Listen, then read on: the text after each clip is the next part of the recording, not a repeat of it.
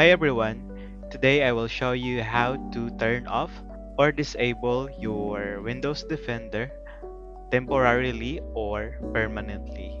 To turn it off temporarily, you'll just have to open Windows Defender by going to this arrow up icon on the taskbar and then double click on this shield logo,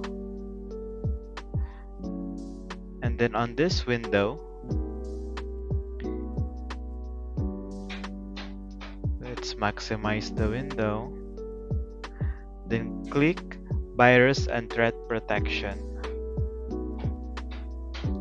Scroll down and then on Virus and Threat Protection settings, click Manage Settings, and then you can turn off real-time protection and cloud delivered protection.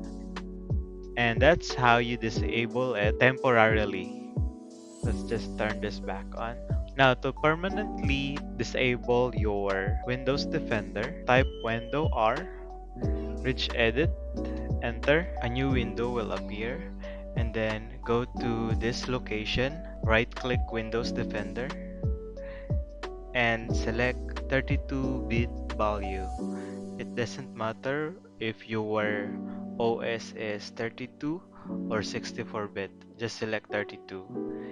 And then on this file, just type disable anti-spyware.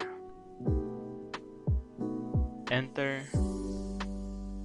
and then double click, make the value 1, click OK, and that's it. Thanks for watching and see you on the next video.